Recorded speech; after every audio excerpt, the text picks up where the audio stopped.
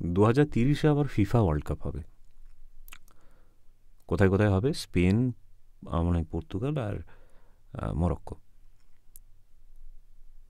FIFA world cup মানে প্রচুর পর্যটক, প্রচুর মানে দেশের একটা মানে করতে ফিফা এই ধরনের একটা জিনিস হোস্ট করতে দেশের যা ক্ষতি হয় তা কিন্তু পর্যটকদের আসার ফলে মিটে যায় না। হ্যাঁ, মানে ক্ষতি মানে যা খরচা হয় বেসিক্যালি। তো what this does to a country is it creates it, মানে এটা বেসিক্যালি একটা অ্যাডভার্টাইজমেন্ট ফর ফিউচার অফ পর্যটকস অ্যান্ড মানে দেশটাকে একটা ম্যাপে নিয়ে আসা, বাইরের কান্ট্রি লোকেরা যাতে এখানে আসে বারবার, একটা হসপিটালিটির একটা প্রেজেন্টেশন বলতে পারো। তো সেটার জন্য সবথেকে বেশি হসপিটালিটি করতে গেলে আমাদের বাড়িতে যখন কোনো আত্মীয় স্বজন আসে আমরা কী করি? ঘর পরিষ্কার করি, ঘরে কোনো গোঁজা থাকলে সেগুলো ফেলে দিই, অপ্রয়োজনীয় জিনিস থাকলে নতুন চাদর, নতুন যা যা নতুন সম্ভব সেগুলো করি, এবং মানে মোস্টলি যেটা করি সেটা হচ্ছে ঘর পরিষ্কার করি, তাই না? তো মরক্কো ঠিক করেছে যে ওরা দেশটাকে পরিষ্কার করবে। পরিষ্কার করবে কীভাবে? যে একটু দেখতে সুন্দর লাগবে।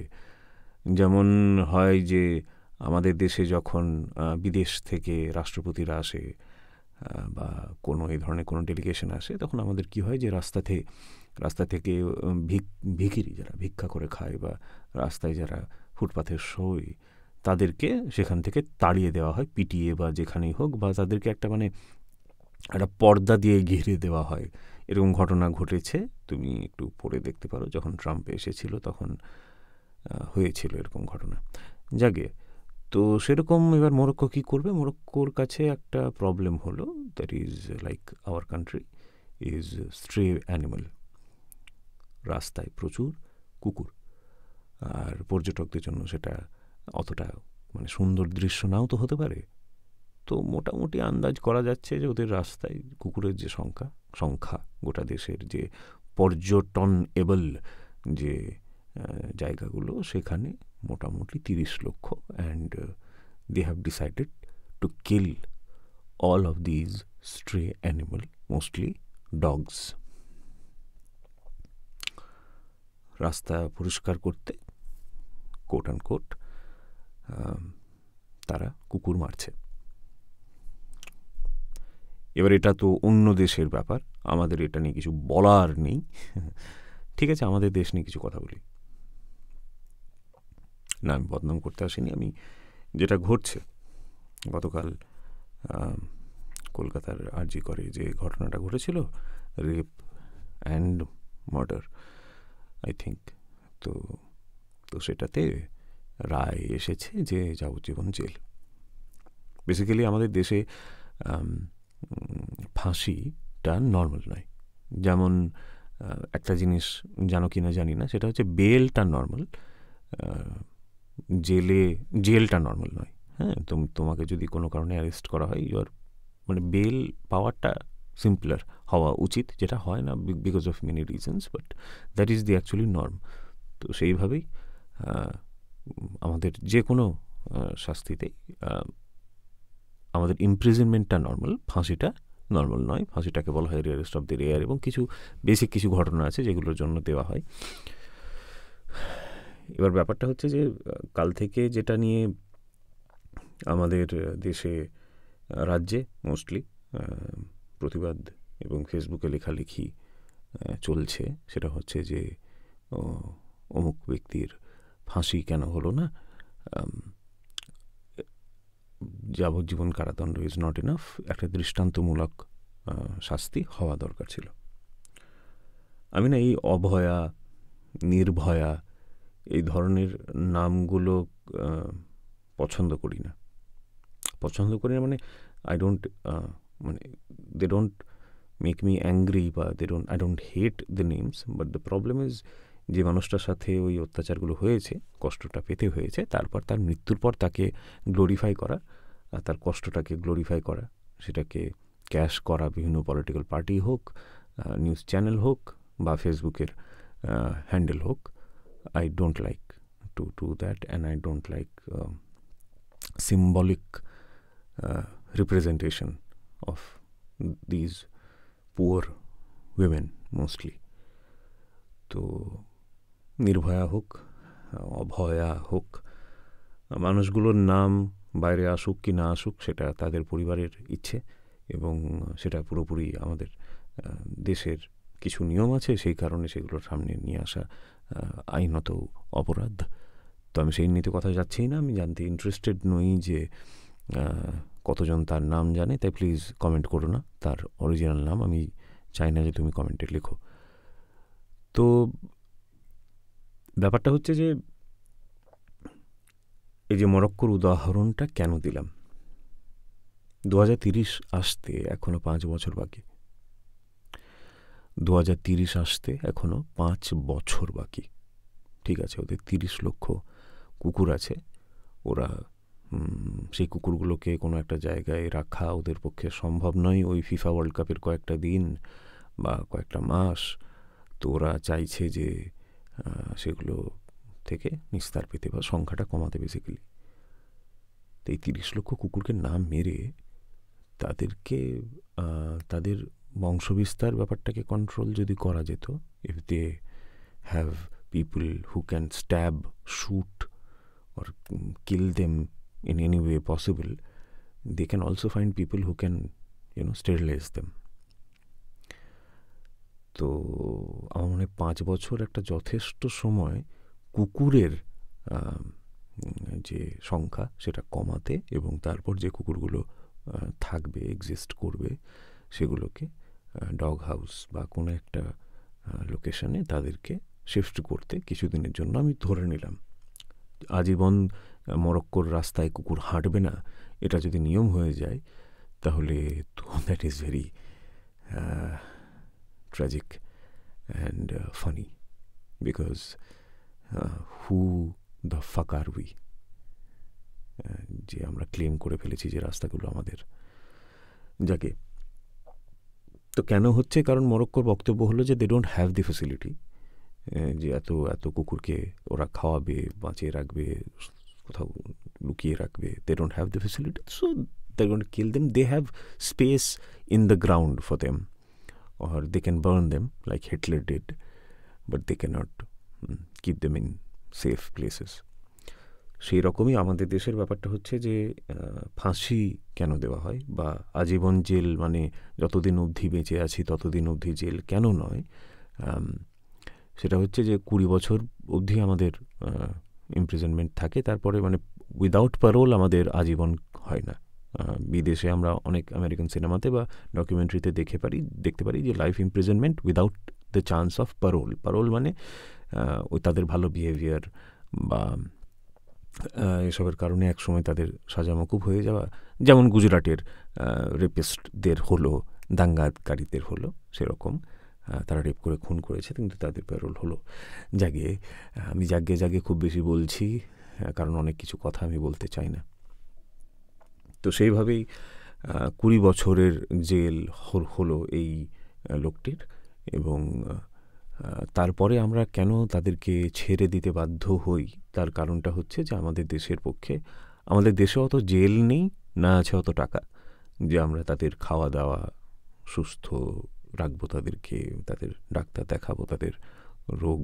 কারণ জেলের মধ্যে ঢুকে গেল মানে পুরোপুরি সরকারের দায়িত্ব, তার হার্টের রোগ হোক, তার ক্যান্সার হোক, যাই হোক, সরকার তার খরচা চালাবে এবং তার খাওয়া দাওয়া তো দেখবেই, তাকে দিয়ে কাজও করাতে পারে। সেটা I don't understand the system of jail that much যে আমি আরও ডিটেলে যাব। I want two.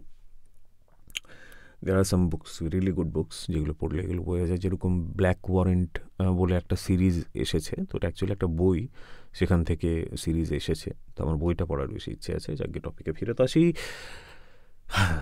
Capital punishment আমাদের দেশে এক সময় 1895 কি এরকম কোনো একটা সময় দেশে প্রথম আইনটা আসে, এবং তারপর ধীরে ধীরে যত সময় গিয়েছে ইট হ্যাজ বিন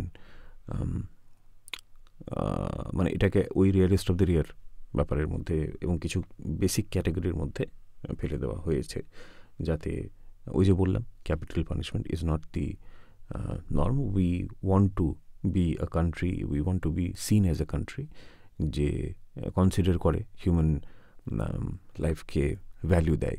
সেই কারণে আমাদের দেশে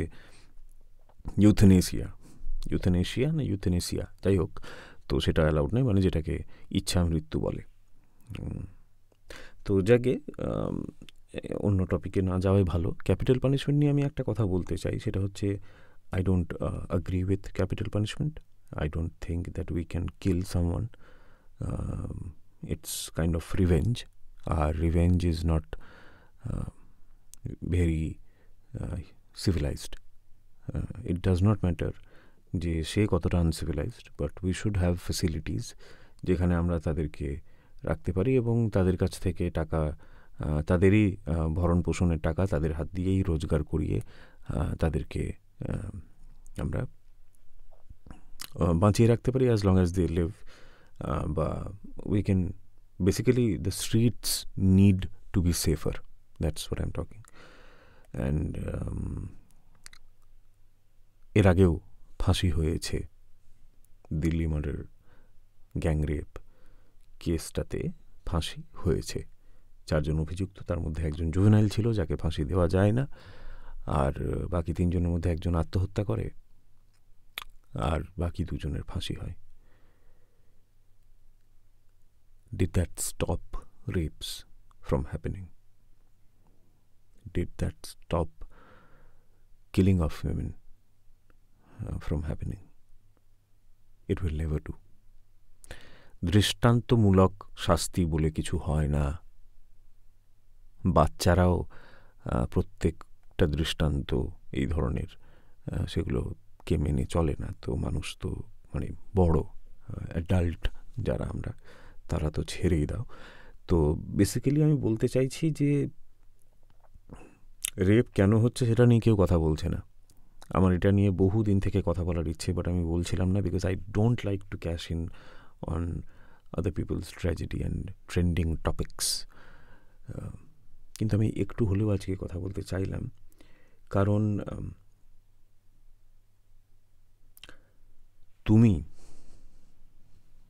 তুমি ছেলে না মেয়ে ম্যাটার করে না, কিন্তু তুমি সমাজের তো পার্ট। আর আমাদের এই রেপটা, এই রেপিস্টরা এই সমাজের আরও একটা পার্ট, জাস্ট তোমার আমার মতো। আমরা যখন একটা মিম শেয়ার করি যেখানে একটা মেয়েকে একটা পুরনো গাড়ি আর একটা মেয়েকে একটা নতুন গাড়ির সাথে তুলনা করা হয়, দিয়ে আমরা বলি যে অমুক অ্যাক্টর পুরনো গাড়ি ছেড়ে রোলস রয়েস ছেড়ে মারুতি 800 চুজ করলো। হা হা হা। That is when we endorse the fact that women are just like objects. Women can be used. Women are supposed to be driven. Women are supposed to be treated as commodities. And we share them and we laugh. We laugh at the women who are being chosen and the women who are being rejected because of how they look, because women are supposed to look beautiful, perfect. ওদের ওজন বেশি হতে পারে না, কম হতে পারে না, তাদের শরীরের কোনো একটা প্রপোর্শন বেশি হতে পারে না, কম হতে পারে না, একদম পারফেক্ট হওয়া উচিত। ছেলেদের অন দ্য আদার হ্যান্ড মোটামুটি কিছু একটা হলেই চলে, বিশেষ করে রোজগারটা হলেই চলে।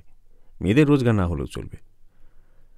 মেয়েরা রাত্রেবেলা যদি গান গাইতে, অর্কেস্ট্রা পার্টির কোনো একটা সঙ্গে গান গাইতে যাচ্ছে, গান কেন ডান্স করতে যাচ্ছে ধরে নিলাম, তো she is most probably having sex with multiple men and she is definitely not loyal to her partner. এটা আমরা ভাবিও না যে she could be a lesbian also, but let's not go there. কিন্তু সে যদি গান গাইতে বা স্টেজে উঠে যদি কোনো একটা মেয়ে ডান্স করে দিল, এরকম কোনো একটা নিউ ইয়ার পার্টিতে তারা প্রোগ্রাম করছে কোনো একটা ব্যান্ডের সাথে এবং তারা ডান্স করে, তাদের প্রফেশন, তারা গান গায়, তারা গিটার বাজায়, তারা মডেলিং করে, তারা অ্যাক্টিং করে, তারা এমন কোনো প্রফেশনের সঙ্গে যুক্ত যেখানে প্রচুর মেল কলিগস আছে, তো তার মানে দে আর হ্যাভিং সেক্স। তাদের চরিত্র খুব খারাপ। এই কথাগুলো নতুন নয়, কিন্তু এই কথাগুলো ইম্পর্ট্যান্ট। এই কথাগুলো ইম্পর্ট্যান্ট এই কারণে, কারণ তোমার বাবা, আমার বাবা হয়তো, who is not with us anymore, but আমার মা, তোমার মা, আমাদের আশেপাশের সেই সমস্ত মানুষেরা যাদেরকে আমরা খুব ভালোবাসি, তাদের মধ্যেও এবং আমাদের মধ্যেও এই মেন্টালিটিটা বর্তমান। এবং এই মেন্টালিটিটাই একজন রেপিস্টকে রেপিস্ট বানায়। ওই দিল্লির যে রেপটা হয়েছিল না, সেখানে কিন্তু ওই লোকটার ওদের একটা ডকুমেন্টারি হয়েছিল, আমার মনে হয় ইন্ডিয়াস ডটার বা এরকম কিছু একটা নাম ছিল, যেটা দেশকে দেখতে দেওয়া হয়নি, কিন্তু ওখানে দেখতে দিলে খুব ভালো হতো।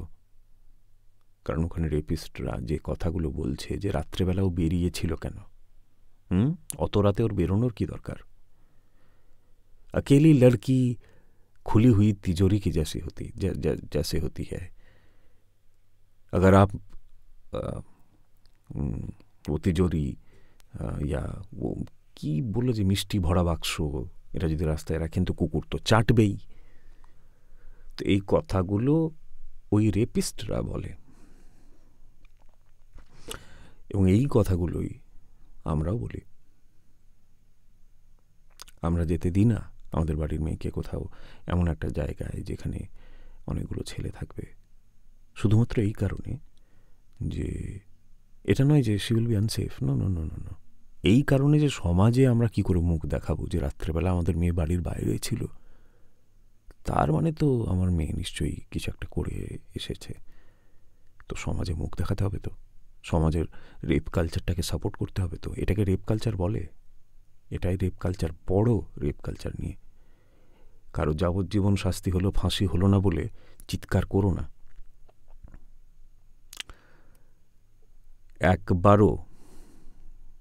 একবারও সেই মেয়েটার ব্যাপারে, সেই মহিলার ব্যাপারে প্রিভেন্টিভ কাজকর্ম নিয়ে কেউ কথা বলছে না, যে ওইটা কি করে প্রিভেন্ট করা যেত। প্রতিশোধ, এই লোকটা ফাঁসি হলো, যাবজ্জীবন হলো, দুদিন পর লোকে ভুলে যাবে, নতুন কেস আসবে, কিন্তু দুদিন পর তোমার সাথে ঘটবে এই ঘটনাটা, তোমার চেনা কারোর সাথে ঘটবে। এই রেপ কালচারটা নিয়ে কথা বলো, এটা নিয়ে কথা বলো। যে ওই যে রাত দখলের লড়াই, এই কনসেপ্টটা আমার এত ভালো কেন লেগেছিল, যে এটা নর্মালাইজ করা, যে রাত্রেবেলা মেয়েরা রাস্তায় হাঁটতে পারে। কোনো মেয়ে রাস্তায় রাত্রেবেলা হাঁটছে বা একা দাঁড়িয়ে আছে, তার মানে it's not that she is available, it's not that.